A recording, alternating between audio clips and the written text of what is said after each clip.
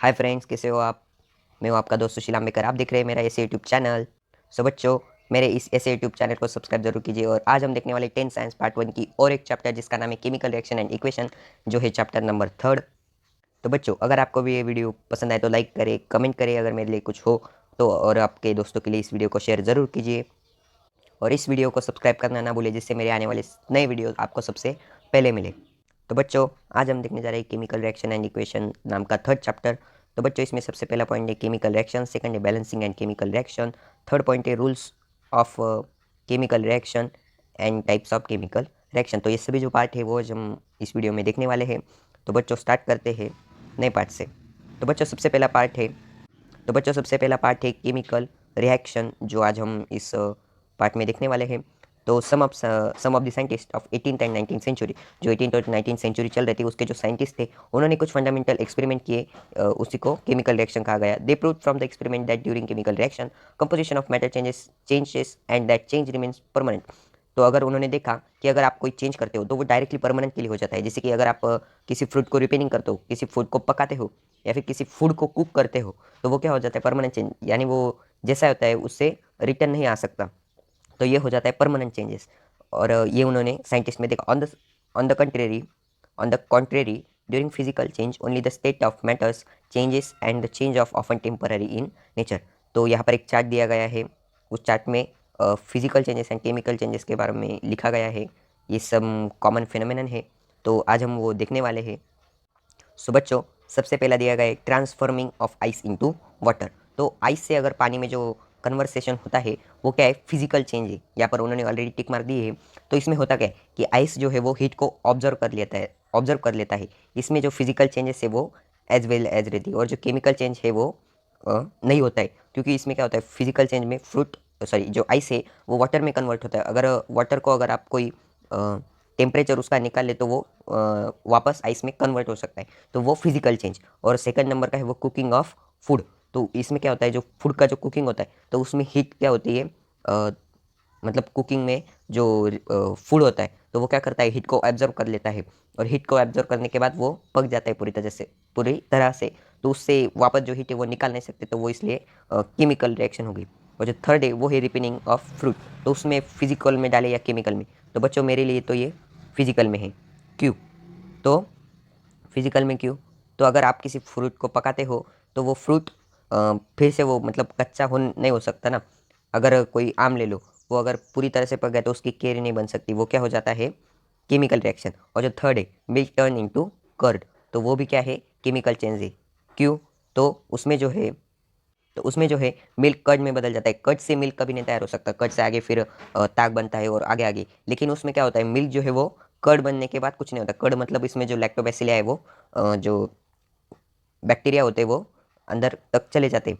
और fifth evaporation of water. तो वो मेरे ख्याल से एक फिजिकल चेंज है। क्यों? क्योंकि अगर हम वाटर का इवेपोरेशन करें तो उसके बाद फिर से बारिश पड़ेगी और वो जो साइकिल है वो चलता रहेगा। तो वो क्या हो गया, इवेपोरेशन ऑफ वाटर। तो वो क्या हो गया, फिजिकल चेंज।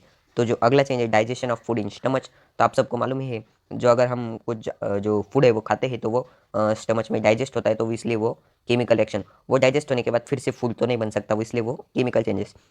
सेवंथ है size reduction of naphtha ball expose to air. इसमें क्या होता है, जो बॉल है कौन सा, नेफ्था बॉल, वो क्या करता है, एयर को एक्सपोज करता है, तो वो फिजिकल चेंज होगा। क्योंकि उससे जो एयर है वो सेकंड रिएक्शन में वो वापस बाहर आ सकती। 8 नंबर है स्टेनिंग ऑफ शाहबाद और Kadapa tile by lemon juice. तो इसमें क्या दिया गया है, जो कडप्पा है या फिर शाहबादी जो टाइल है उनके ऊपर अगर लेमन जूस डालने के बाद अगर कुछ रिएक्शन होता है तो वो यहाँ पर दिया गया है। तो मेरे ख्याल से वो केमिकल चेंज है, क्योंकि लाइम जूस से वो केमिकल में इन्वॉल्व होता है। 9th breaking of glass objective on falling from a height. अगर किसी हाइट के ऊपर से ग्लास नीचे आके गिरता है वो टूट जाता है, तो वो क्या हो गया, फिजिकल। वो हो गया फिजिकल चेंज। क्योंकि अगर ग्लास को फिर से पिघला के अपन जो पूरा ग्लास है वो बना सकते हैं। ये था बच्चों, ये चार्ट नीचे देखेंगे एक्सपेरिमेंट। तो बच्चों, यहाँ पर जो लंबा चौड़ा इन्फॉर्मेशन दिया गया लाइक ट्राई दिस, जिसमें आपको जो है लाइम स्टोन पाउडर को जो है वो डिजोल्व करना है। सॉरी, डिजोल्व नहीं, उसको हीट देनी है। तो ये सब आप कर लीजिएगा। आपके जो टीचर्स है वो भी आपको पढ़ाएंगे, या फिर जो ऑब्जर्वेशन टेबल है वो भी अच्छे से आप एक्सपेरिमेंट के द्वारा लिख सकते हैं। तो बच्चों, यहाँ पर और एक इन्फॉर्मेशन जो आपको रिसर्च करनी है, the physical change take place due to a change in the parameters such as temperature, pressure, often a physical changes is reversible, the composition of matter remains the same in physical change. मैं आपको बताता हूँ कि जो physical change है, जो physical change है वो क्या होता है, वो परमानेंट नहीं होता। मतलब अगर आप आइस को ले लें, मैंने आपको बताया आइस से वाटर बन सकता है और वाटर से आइस बन सकती है, तो ये क्या होगा, फिजिकल चेंज। और जो केमिकल चेंज है जिसमें जो है वो फिजिकल चेंजेस होते हैं, जैसे कि रिपेनिंग ऑफ फ्रूट। अगर आप कोई फ्रूट ले लें तो वो क्या होता है, पक जाने के बाद पक जाता है तो वो वापस मतलब उस स्टेट में नहीं आ सकता, तो वो क्या हो गया, वो केमिकल चेंज हो गया। तो यही सब जो है यहाँ पर दिया गया है। यहाँ पर कुछ जो डिफिनेशन है वो दी गई है, मैं पहले तो आपको वो बताता हूँ। तो बच्चों यहाँ पर जो सेकंड पैराग्राफ है वहाँ पर कुछ डेफिनेशन दी गई है। A chemical reaction is process in which some substance undergo bond breaking and are transformed into new substances by formation of new bonds. तो इसमें होता क्या है, जो केमिकल रिएक्शन होती है उसमें एक जो एलिमेंट होता है प्लस दूसरा एलिमेंट, इन दोनों को मिलकर कुछ कंपाउंड बन जाता है। तो उस कंपाउंड में दो एलिमेंट लगते हैं, तो उस दो एलिमेंट में जो बॉन्डिंग होता है वो फॉर्मेशन होता है किसका, बॉन्ड का। The substance taking part in chemical reaction is called reactants. अगर हम कोई रिएक्शन लें तो उसमें क्या होता है, एक element plus second element is equal to जो बनेगा वो कंपाउंड। तो ये हुआ कंपाउंड और ये दोनों हुए एलिमेंट। तो ये इस केमिकल रिएक्शन में दो जो पार्ट ले रहे हैं केमिकल रिएक्शन में, ये फिर ये फर्स्ट एलिमेंट और ये सेकंड एलिमेंट, ये इस कंपाउंड में मतलब इस रिएक्शन में पार्ट ले रहे हैं, तो उसको क्या बोलेंगे हम, रिएक्टेंट्स बोलेंगे। क्या बोलेंगे, रिएक्टेंट्स बोलेंगे। तो ये हो गए रिएक्टेंट्स। क्या हो गए, रिएक्टेंट्स हो गए। सो बच्चों जैसे मैंने बताया ये दो जो है वो ये एलिमेंट और वो क्या है, रिएक्टेंट, जो इस केमिकल इक्वेशन में क्या ले रहे हैं, part. whereas the substances formed as a result of chemical reaction by forming of new bonds are called product। और इन दोनों की वजह से जो प्रोडक्ट बनता है जिसको हम कंपाउंड बोलते हैं, तो वो क्या होता है, प्रोडक्ट होता है। उसको क्या बोलते हैं, हम प्रोडक्ट बोलते हैं। इधर एक एग्जांपल दिया गया है जो आप देख लीजिए, नीचे दिया गया है बच्चों केमिकल इक्वेशन। तो केमिकल इक्वेशन क्या होता है, यहाँ पर उन्होंने कुछ एग्जांपल दिया गया है। तो केमिकल इक्वेशन की जो डेफिनेशन है वो तो मैं आपको पहले दिखाता हूँ। The representation of chemical reaction, the representation of chemical reaction in a condensed from using chemical formula is called a chemical reaction। in the representation of chemical reaction in a condensed from form using chemical formula। तो इसमें क्या होता है, कोई chemical जो formula होते हैं वो इसमें लिया जाता है। अगर केमिकल इक्वेशन में टू टाइप्स होते हैं, जैसे कि एक वर्ड इक्वेशन और जो सेकंड है वो होता है जो फार्मूला इक्वेशन या फिर केमिकल इक्वेशन। यहाँ पर वर्ड इक्वेशन जो है वो आपको दिया गया है, तो आप देखेंगे कि यहाँ पर जो है वो वर्ड इक्वेशन है और यहाँ पर केमिकल इक्वेशन है, जिसमें aqueous solution of copper sulphate plus zinc dust, इसको ये क्या है, रिएक्टेंट से, और उससे क्या प्रोडक्ट बनता है, तो aqueous solution of zinc sulphate plus copper बनता है। तो वो equation first and equation second यहाँ पर दिया गया है। होप आपको समझ में आया होगा। तो हम नीचे देखेंगे राइटिंग अ केमिकल इक्वेशन। तो बच्चों यहाँ पर केमिकल इक्वेशन कैसा लिखना है उसके बारे में लंबा चौड़ा इन्फॉर्मेशन दिया गया है, तो मैं आपको सबसे पहले बताऊंगा। तो इसमें जो सबसे पहला जो है वो है, in a chemical reaction the reactants and return are written on the left side while the product on the right side। an arrow heading towards the product is drawn in between them। these arrow indicate the direction of the reactants। अगर आप कोई equation ले, समझो अगर आपने H2O ले लिया, तो इसमें क्या होता है, हाइड्रोजन H2 प्लस O, ये क्या बन जाता है, H2O बन जाता है, H2O बन जाता है। तो इसमें क्या होता है, हाइड्रोजन प्लस ऑक्सीजन। तो इसमें ऐसा जो है वो नहीं देते, इन दोनों के बीच में एरो देते हैं। जो एरो है उसका हेड जो है वो प्रोडक्ट की तरफ होता है। किसकी तरफ, प्रोडक्ट की तरफ। इसका हेड जो वो प्रोडक्ट की तरफ होता है, जो टेल है वो रिएक्टेंट्स की तरफ होता है। तो इसमें बताइए गए ये जो एरो है, ये जो एरो है उसके लेफ्ट हैंड साइड में जो है वो रिएक्टेंट होते हैं, और जो राइट हैंड साइड में वो क्या होते हैं, प्रोडक्ट होते हैं। किसके, इस एरो के आजू बाजू में। तो सेकंड जो राइटिंग स्किल है वो हम देखेंगे। तो बच्चों सेकंड राइटिंग स्किल है, इफ़ द रिएक्टेंट और प्रोडक्ट आर टू और मोर। इफ़ द रिएक्टेंट और प्रोडक्ट आर टू और मोर, अगर हम देखेंगे कि जो हाइड्रोजन था प्लस ऑक्सीजन था, तो ये दो जो रिएक्टेंट लिए हमने, तो ये क्या है, एक नहीं है, ये दो है। तो इन दोनों के बीच में कौन सा साइन देना है, पॉजिटिव का, मतलब ये प्लस का। तो ये किया है कि सेकंड जो राइटिंग स्किल है उसमें ये बताया गया है। तो थर्ड जो राइटिंग स्किल है वो देखेंगे, to make the chemical equation more informative, the physical state of the reactants are indicated in the equation.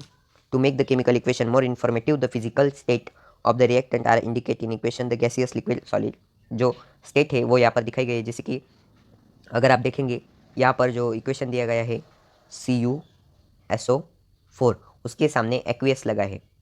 क्या लगा है, एक्वियस। तो AQ क्या है, AQ है एक्वियस। तो AQ जो है वो एक्वियस है। बाद में तो ZN है उसके सामने S लगा है, तो S मतलब क्या, सॉलिड।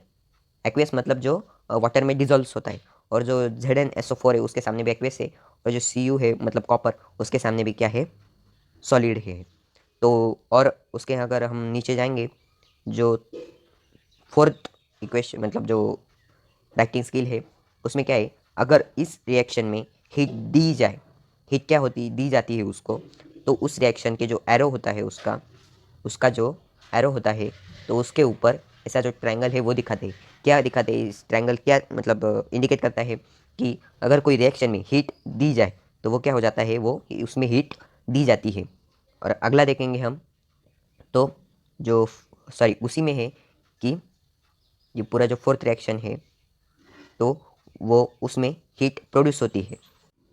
और बच्चों जो सेकंड जो इसका जो है उसमें हीट क्या होती है, लिबरेट होती है। अगर आप देखेंगे, अगर एक ट्रायंगल के जो है वो ट्रायंगल अगर एरो के ऊपर दिया जाए तो उसमें हीट प्रोड्यूस होती है, हीट दी जाती है। और अगर इसमें हीट लिखा जाए तो वो हीट क्या होती है, उधर प्रोड्यूस होती है।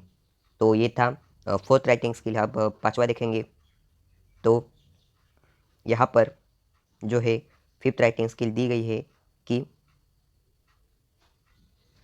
अगर कोई इक्वेशन में अगर आपको जो फिफ्थ रहे, if necessary to fulfil certain condition like specific temperature, अगर आपको किसी जो रिएक्शन में सिर्फ मतलब ऐसे सर्टन जो हीट है वो आपको देनी हो, यानी कोई स्पेसिफिक हीट, अगर आपको मालूम है इस 100 डिग्री में जो वाटर है वो बॉईल होता है, या फिर 0 डिग्री सेल्सियस में वो आइस बन जाता है, तो वो 100 डिग्री सेल्सियस आप सिर्फ इतनी ही हीट देंगे। जैसे कि यहाँ पर दिखाया गया है कि जो वेजिटेबल ऑयल है उसके लिए 60 डिग्री जो हीट है वो यहाँ पर लगती है, तो वो सिर्फ स्पेसिफिक हीट जो है वो इसको दी जाती है। तो वही जो है वो फिफ्थ राइटिंग स्किल है। उसके बाद अगर हम यहाँ पर देखेंगे तो सिक्स्थ जो राइटिंग स्किल है वो देखेंगे, स्पेशल इन्फॉर्मेशन और name of reactants products are written below their formula.